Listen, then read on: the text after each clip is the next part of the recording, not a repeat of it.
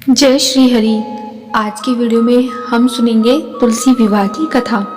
देवउठनी एकादशी 4 नवंबर को है और 4 नवंबर के बाद द्वादशी तिथि को यानी कि 5 नवंबर को द्वादशी तिथि के दिन तुलसी विवाह कराया जाता है।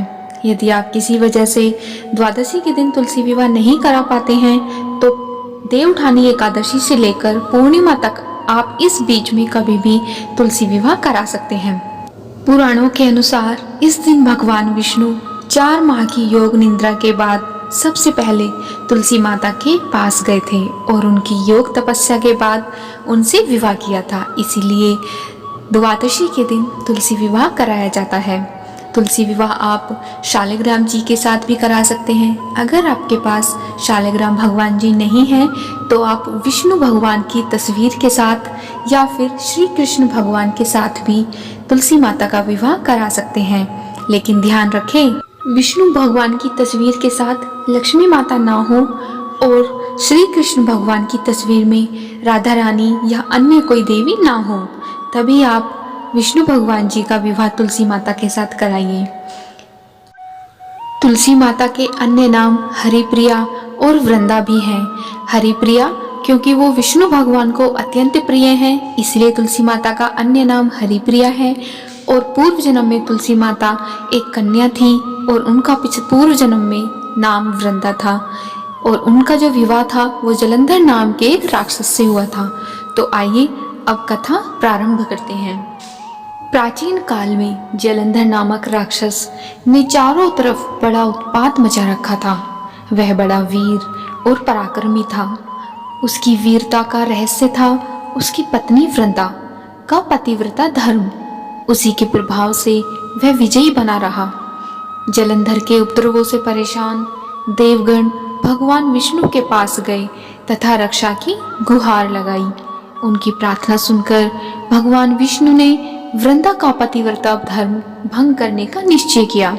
उन्होंने जलंधर का रूप धरकर छल से वृंदा का स्पर्श किया। वृंदा का पति जलंधर देवताओं से पराक्रम से युद्ध कर रहा था, लेकिन वृंदा का सतीत्व नष्ट होते ही मारा गया। जैसे ही वृंदा का सतीत्व भंग हुआ, जलंधर का सिर उसके आंगन में आ गिरा। जब वृंदा ने यह देखा तो क्रोधित होकर जानना चाहा कि फिर जिसे उसने स्पर्श किया था वह कौन है। सामने साक्षात विष्णु जी खड़े थे। उन्होंने भगवान विष्णु को श्राप दे दिया, जिस प्रकार तुमने छल से मुझे पति वियोग दिया है उसी प्रकार तुम्हारी पत्नी का भी छल पूर्वक हरण होगा और स्त्री वियोग सहने के लिए तुम भी मृत्युलोक में जन्म लोगे। यह कहकर वृंदा अपने पति के साथ सती हो गई। वृंदा के श्राप से ही प्रभु श्री राम ने अयोध्या में जन्म लिया और उन्हें सीता वियोग सहना पड़ा। जिस जगह वृंदा सती हुई वहां तुलसी का पौधा उत्पन्न हुआ। इस श्राप को प्रभु ने स्वीकार तो कर लिया, परंतु उनके मन में तुलसी यानी कि वृंदा के प्रति अनुराग उत्पन्न हो गया। तब भगवान विष्णु ने वृंदा से कहा, वृंदा तुम वृक्ष बनकर मुझे छाया प्रदान करना। वृंदा वहीं पर तुलसी रूप में पृथ्वी पर उत्पन्न हुई। वह भगवान विष्णु शालिग्राम बने। इस प्रकार कार्तिक शुक्ल एकादशी को तुलसी शालिग्राम का प्रादुर्भाव हुआ। देवउठनी से 6 महीने तक देवताओं का दिन प्रारंभ हो जाता है। इसलिए तुलसी का भगवान श्री हरि विष्णु शालिग्राम रूप के साथ प्रतीकात्मक विवाह कर श्रद्धालुओं ने वैकुंठ को विदा करते हैं।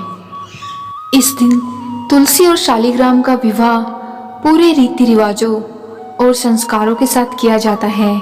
पूरे मांगलिक गान गाए जाते हैं। पूरी तरह से जैसे एक नवविवाहिता का विवाह संपन्न किया जाता है, उसी तरह से तुलसी विवाह भी संपन्न किया जाता है।